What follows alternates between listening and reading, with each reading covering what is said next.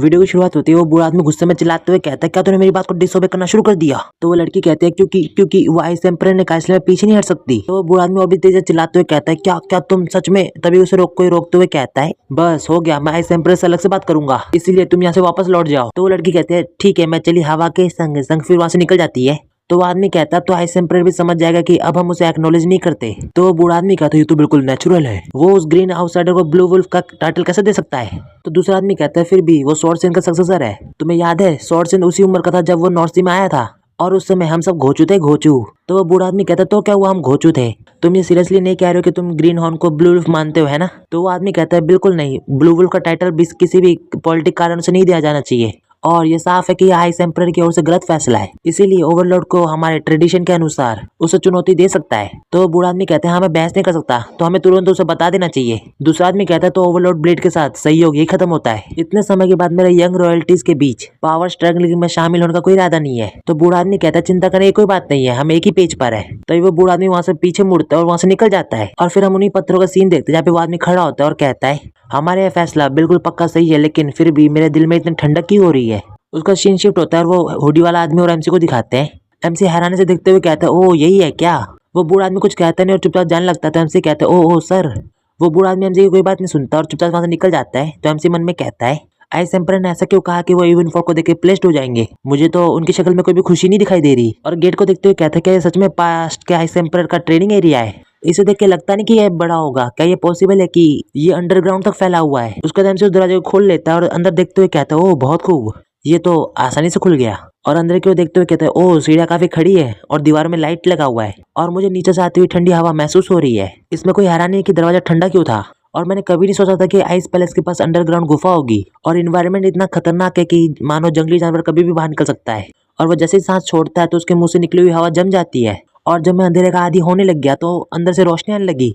लेकिन हो ये सीढ़ियाँ कितनी लंबी है हो, लेकिन मैं चाहता हूँ कि आखिर तक ज्यादा लंबा ना हो। लेकिन रुको, अरे यार मुझे वापस आते समय फिर से ये सीढ़ियाँ चढ़नी पड़ेंगी। उसको दिखाते हैं, कुछ समय बाद नीचे पहुंच गया होता है और वो सामने की ओर देखता है तो उसके सामने एक दरवाजा होता है। ओ ये देखते हो कि एंट्रेंस गेट का पैटर्न और ये सेम है, तो यही है। और उस हैंडल को पकड़ने की कोशिश करता है लेकिन पकड़ नहीं पाता क्योंकि वो बहुत ठंडा होता है। फिर भी वो उस दरवाजे को पूरी तरह से खोलने की कोशिश करते हुए कहता है, अरे यार ये दरवाजा खुल क्यों नहीं रहा है? क्या ये गलत दरवाजा है? इसे किसी भी तरफ से खींचने पर ये 1 इंच भी नहीं हिल रहा है। हो मैं तो थक गया। लेकिन तभी वहाँ पे एक जोरदार ठंडी हवा चलती है तो हमसे कहता है, ओह बहुत ठंडा है। तभी वो देखता है कि उसके हाथों से और बॉडी में से एनर्जी निकल रही होती है, और वो कहता है, ओह अचानक से ठंड का एहसास गायब हो गया। और खुश होते हुए कहते हैं, ओह वो कहते हैं कि काफी इंटरनेट की वही इकट्ठा करने के बाद तुम्हें ठंड या गर्मी के खिलाफ रेजिस्टेंस मिल जाता है। क्या क्या मैंने भी उस स्टेट तक रीच कर लिया है? ओह एक मिनट रुको, अभी तक मैंने अपनी इंटरनेट की वाई को इस्तेमाल करने के बारे में क्यों नहीं सोचा?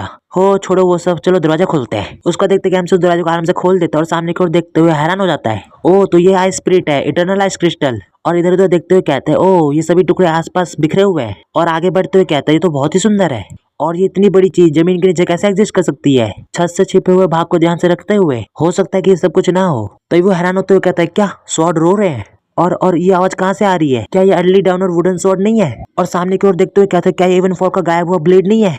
और सामने की ओर देखते हुए कहते हैं, अरे बाप रे मेरी लग गई, क्योंकि ये सिर्फ इवन फॉल नहीं है, क्योंकि वो इटरनल क्रिस्टल भी रो रहा है। तभी वहाँ पे इतनी तेज तेज साउंड बजने लगता है कि एमसीबी उसे इंडोर नहीं कर पाता और वो अपने कान में हाथ रख लेता है और मन में कहता है, इनर और आउटर का चीखों के एक साथ साउंड से मुझे ऐसा महसूस हो रहा है कि मेरा सिर फट जाएगा, मेरा पूरा शरीर नहीं, ऐसा लग रहा है जैसे मेरा पूरा एग्जिस्टेंस ही हिल रहा है। उसके बाद वो अपने स्वयं ब्रदर और हिरेन बुद्धा की बातों को याद करते हुए कहता, सही है, मैं पहले से ही जानता हूँ कि मुझे क्या करना है। तभी एमसी का हाथ आगे बढ़ता है और क्यूआई से बनी स्वॉर्ड को पकड़ लेता है और उसी के साथ ही वही जगह पे स्वॉर्ड डांस करना शुरू कर देता है। उसका सीन शिफ्ट होता है जिहो की तरफ, जो कह रहा होता है, ओ कितना सुंदर है, मन करता है डुबकी मार लूं। इसे सुन के डॉगरंग कहते हैं, ओ डुबकी मत मारियो वरना मछलियां तेरी बोटी बोटी भी खा जाएंगी और मैं ढूंढने में बहुत मुश्किल होगा। जियो कहते हैं, अरे ऐसी बातें करना जरूरी था क्या? और चाय पीते हुए मन में कहता है, सेक्रेटरी वुन धिक्कार है, जब वो ट्रेनिंग ग्राउंड या किसी और जगह बिना बता चले जाएंगे तो मुझे क्या करना चाहिए? मुरी मेलांस के डेलीगेशन होने के कारण मुझे हमेशा खतरे का एहसास होता रहता है। मैंने कई बार कुछ मेडों के साथ काम करने का इरादा किया है, लेकिन तभी वहाँ पे 12th प्रिंस आते हुए कहते, अरे अरे अरे अरे अरे अभी इसके लिए समय नहीं है, सेक्रेटरी का बड़ा भाई खतरे में है। इसे सुन के जिहो और डॉगरंग दोनों हैरान हो जाते हैं। तो जिहो कहता है, क्या अचानक, लेकिन क्यों? डॉगरंग बिना कुछ कहे वहां जाने लगता है। तो 12th प्रिंस उसे देखती है, फिर कहती है, जिगलिन ने मुझसे कहा कि सेक्रेटरी का बड़ा भाई खतरे में, हमें जल्दी जाना चाहिए। और वो डॉगरंग के पीछे जाते हुए कहती है, ओह मेरा इंतजार करो, तुम्हें तो ये भी नहीं पता कि कहाँ जाना है। जिहो कहता है, अरे रुको रुको मुझे भी आना है। और उनके पीछे जाते हुए कहते हैं, अरे चलो चलो साथ चलते हैं। उसको तो हमें दोबारा उस पत्थर वाले सीन को दिखाते हैं जहाँ पे कोई कह रहा होता है, अरे वाह वाह वाह वाह, और उस जगह पे वही तीनों घोड़े पे बैठ के आगे होते हैं। जिहो कहता है 12 प्रिंसेस क्या हम सचमुच सही जगह पे हैं? क्योंकि आसपास कुछ भी नहीं है। तभी डॉगरंग अपनी स्वॉर्ड को टाइट पकड़ के सामने की ओर देख रहा होता है। जिहो भी इसे नोटिस कर लेता है और सामने की ओर देखते हुए कहता है ओ ये लोग कौन है? तभी देखते हैं हुडी वाला बूढ़ा आदमी कहता है प्लीज यहीं पे रुको। 12 प्रिंसेस क्या आपको पता नहीं कि इस जगह पे आना मना है? तो वो मुस्कुराते हुए कहते हैं बेशक मुझे पता है, मैं तो बस ब्लू वुल को ग्रीट करने आई हूँ, बिना किसी ट्रेस पासिंग के इरादे के। आपको चिंता करने की कोई जरूरत नहीं है। तभी वो सीरियस चेहरा बनाते हुए कहते हैं लेकिन मेरे यहाँ पे आने से आपको कोई परेशानी है क्या? इसे सुन के वो हुडी वाला आदमी थोड़ा परेशान हो जाता है। इसे सुन के टोपी वाला आदमी कहता है 12 प्रिंसेस आपको हमारी बेइज्जती करने का कोई अधिकार नहीं है। तो वो मुस्कुराते हुए कहते हैं कि पिछली पीढ़ी के बुड्ढों का अपमान करना, मैं ऐसा करने की हिम्मत कैसे कर सकती हूँ रे? दरअसल मेरे आसान से क्वेश्चन के खिलाफ आपके आंसर ने मुझे उलझा दिया है। उनके बीच में ऐसी बहस चल रही होती है। उनको जिहो देखते हुए मन में कहता है वो क्या है? मुझे नहीं पता कि वो किस बारे में बात कर रहे हैं, लेकिन 12 प्रिंसेस की आत्मा बिल्कुल भी ओवरवेल्म नहीं दिखती। क्या मैंने उसे अभी तक सिर्फ एक बच्ची के रूप में ही देखा था? खैर वो हमें यहाँ ये कहकर लेकर आई है कि सेक्रेटरी उन खतरे में है, लेकिन हम सच में कहाँ हैं? क्या ये पॉसिबल हो सकता है कि ये जगह ट्रेनिंग एरिया है? तभी हम देखते हैं कि वहाँ की जमीन हिलने लगती है जैसे कोई भूकंप आ रहा हो। तभी जिहो सामने की ओर देखते हुए कहता है अरे अरे वो तो सभी लोग उसको देखने लगते हैं। और हम तभी देखते हैं कि वहाँ पे बहुत सारे फ्लैग होते हैं जो लहरा रहे होते हैं और उन झंडों के साथ साथ कई सारे वॉरियर्स भी उनके आगे उनकी तरफ बढ़ रहे होते हैं। और हमें उस आर्मी के 3 इंपॉर्टेंट लोगों को दिखाया जाता है जो कि मुझे नहीं लगता इंपॉर्टेंट है। और आखिर में उनका मेन लीडर जो कि एक बूढ़ा आदमी है। तभी प्रिंसेस कहते हैं यहाँ और मेरे पास खड़े हो जाओ। और हम जिहो के चेहरे को देखते हैं जो बिल्कुल डरा हुआ होता है। तो वो कहते हैं क्या ये बगल में नहीं बल्कि बिल्कुल पहले है? क्या मैंने उलझा दिया है उनको? तो जिहो कहता है नहीं तुमने ऐसा नहीं किया। क्या आपको वो माउंटेन यूनिट नहीं दिख रही? हमें जल्दी यहाँ से भागना होगा। तो प्रिंसेस कहती है अब तो बच के भागना पॉसिबल नहीं है और चिल्लाते हुए कहती है हम इस जगह की प्रोटेक्शन करने आए हैं। तभी प्रिंसेस उन बुड्ढों से कहती है ये एक रेस्ट्रिक्टेड एरिया है जहाँ पे वो लोग एंटर नहीं कर सकते। तो आपको उनसे वही बात कहनी चाहिए जो आपने मुझसे कही थी है ना? और हम उस बुढ़े आदमी को देखते हैं जो थोड़ा घबराते हुए कहते हैं नॉर्थ के कमांडमेंट के तहत हर कोई सामान है। तो प्रिंसेस मुस्कुराते हुए कहते हैं हो ये सुन के मुझे राहत मिली। तभी कोई अपना हाथ खड़ा करता है जो कि उस बूढ़े आदमी का होता है जो घोड़े पे होता है। तभी वो डॉगरंस को नोटिस कर लेता है और उसे देखते हुए मन में कहता है उसकी स्पिरिट नई तेज तलवार की धार की तरह है। तभी उसकी नजर मोटे पे जाती है और वो कहता है ये कौन है? तो उसका साथी कहता है ये मुरी मेलेंस का मार्शल आर्टिस्ट है। तभी उसका साथी कहता है ये मुरी मेलेंस का मार्शल आर्टिस्ट है जो स्वॉर्ड सिंह के सक्सेसर के साथ आया था। तभी प्रिंसेस कहती है क्या आप किसी प्रिंसेस के सामने अपने मैनर्स भूल गए हैं? इसे सुन के वो प्रिंसेस की ओर घूरने लगता है। तो प्रिंसेस कहती है जनरल बयान टू द ओवरलॉर्ड ब्लेड। तो ओवरलॉर्ड कहता है क्या 12 प्रिंसेस को ये लगता है कि वो मुझे कर्टेसी मांग सकती है? तो वो गुस्सा होते हुए कहते हैं आइस पैलेस के प्रिंसेस के रूप में मेरी सिचुएशन नॉर्थ के कमांड द्वारा डिफेंड है। आखिर में जनरल मेले भी अच्छी तरह कर्टेसी दिखाना। इतना कहते कहते वो अपने हाथों की मुट्ठी को कस के बंद कर रही होती है। तो ओवरलॉर्ड भी इसे नोटिस कर लेता है। उसके बाद वो घोड़े से नीचे उतर जाता है। तो बाकी सब भी उसे देख रहे होते हैं और प्रिंसेस को ग्रीट करते हुए कहता है मैं ओवरलॉर्ड ब्लेड ग्यांगटू हूँ, प्रिंसेस मेरे द्वारा मेरी कर्टेसी को बढ़ाइए। तो वो खुश होते हुए कहते हैं शुक्रिया, मैं 12 प्रिंसेस जनरल ब्यांडू को ग्रीट करती हूँ। तभी जनरल कहता है प्रिंसेस क्या आप कुछ समय के लिए जगह छोड़ सकती हैं? तो वो कहते हैं ये तो नामुमकिन है। मैं क्यूरियस हूँ कि सिर्फ ओवरलॉर्ड ब्लेड 12 प्रिंसेस की निगाहों से क्यों बचना चाहेगा? तो वो कहता है मैं इसे बच नहीं रहा हूँ, मेरा ये सुझाव सिर्फ 12 प्रिंसेस की सुरक्षा के लिए दिया गया था। तो प्रिंसेस कहते हैं मैं इसे अप्रिशिएट करती हूँ, लेकिन चाहे कुछ भी हो मैं यहाँ रहना पसंद करूंगी। इसे सुनते हुए थोड़ा गुस्सा होते हुए मन में कहता है ओ इम्प्रेसिव रेजोल्यूशन,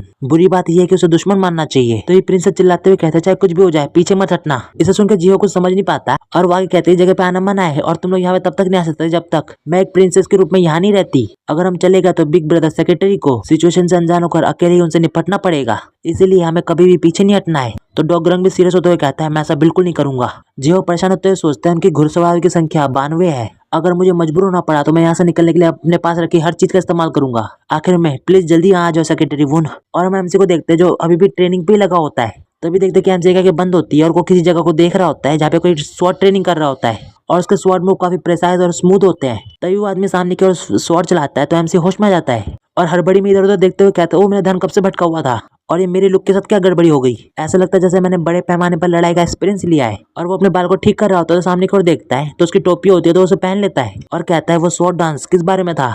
बहुत सुंदर, जाना पहचाना और यहाँ तक कि पुरानी यादें ताजा करने वाला था। आई स्पिरिट, क्या आपने जो मुझे स्वॉर्ड डांस दिखाया क्या वो आपकी मेमोरी है? इतना कहने के बाद उस क्रिस्टल को छूने की कोशिश करता है और वो उस क्रिस्टल को छू भी लेता है और कहता है मुझे इसकी इमेंस पावर का एहसास हो रहा है, यहाँ तक कि 5 हेवनली सोवर्जिन्स की पावर भी इसे नहीं रोक सकती। मैं समझ गया इवन फॉल ब्लेड का रहस्य है जो मेरे अंदर गायब हो रखा है। ये स्वॉर्ड आइस क्रिस्टल या यूं कहें कि आइस स्पिरिट की पावर को अनलॉक करने की चाबी है, लेकिन ये पावर कोई भी इंडिविजुअल पोजेस नहीं कर सकता। और कहता है पूरे नॉर्थ सी को निकलने की कोई प्यास नहीं है और लालच करने से बर्तन ही टूट जाएगा। मेरे पास जो पावर है उसे हासिल करने की पावर नहीं बल्कि मैं खुद हूँ और मेरा दिल जो पावर के आगे नहीं झुकता है। उसको तो दरवाजा खोल के निकलते हुए कहता है अलविदा आइस स्पिरिट। उसको देखते हैं कि एमसी उस दरवाजे को पूरी तरह से बंद कर देता है। उसको जिहो की तरफ आते जो परेशान में होते हुए कहता है 12 प्रिंसेस तीसरा। तो वो कहते हैं ओ मेरी बड़ी बहन वो अभी नहीं आ रही है। उसके बाद हम सेना में से एक आदमी को देखते हैं जो कुछ नोटिस करता है। जिहो पुरता डरते हुए कहता है आप इसे ऐसे कैसे फैला सकते हैं। तो वो कहते हैं तुम ही थे जिन्होंने इसके बारे में पूछा था। तो जिहो कहते हैं हाँ मैंने किया, लेकिन फिर भी। प्रिंसेस कहती है इससे कोई फर्क नहीं पड़ता कि वो साउदर्न वर्ड्स को पहचानती है या नहीं। सेक्रेटरी बड़े भाई नहीं, ब्लू वुल्फ जल्दी यहाँ पे आएंगे। इसे सुनकर जिहो कहता है क्या।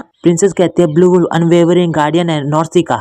इस तरह ओवरलॉर्ड ब्लेड उसके 3 वॉरियर्स और 12 नॉर्थ सी राइडर्स का सामना करते हुए भी वो कभी नहीं हारेगा। इसे सुनकर जिहो कहते हैं इंतजार करो और रुको। क्या आप ये कह रहे कि हम सब सेक्रेटरी उन पर ही निर्भर है। वहाँ उनकी घुड़सवार सेना 50 से बिल्कुल ज्यादा है। तो प्रिंसेस कहते हैं मैंने तुमसे पहले ही कहा था वो कभी नहीं हारेगा। क्या तुम्हारे काम बिल्कुल काम नहीं कर रहे हैं या फिर तुम कुछ ज्यादा ही बूढ़े हो गए हो। इसे सुनकर जिहो गुस्सा होते मन में कहता है होली क्रैप, ओहो मुझे ये मत बताने की यंग लेडी ने हमें उनके हाथों बेच दिया है, वरना वो किसी भी तरह से यहाँ पे एक झुंड में नहीं आते। चलो मैं यहाँ मेमने की तरह नहीं रह सकता। तभी हम देखते कि वो सामने की ओर देखते हुए थोड़ा हैरान होता है क्योंकि उसके सामने जो सोल्जर खड़े होते हैं बिल्कुल शांत और एक जगह पे घूर रहे होते हैं। जिहो मन में कहता है ओ अब क्या इतने अचानक से दुश्मनी क्यों। और प्रिंसेस को देखते जो पीछे की तरफ देखते हुए बिल्कुल खुश हो जाती है। और वो दोनों टोपी वाले और हुडी वाले बुड्ढे भी पीछे देख के हैरान होते हैं क्योंकि पीछे से आ रहा होता है हमारा वन एंड ओनली एमसी। खुश होते हुए कह रहा होता है मिस्टर जेगल डॉगोरैंग। और यहाँ तक कि 12 प्रिंसेस आप सब यहाँ क्या कर रहे हैं।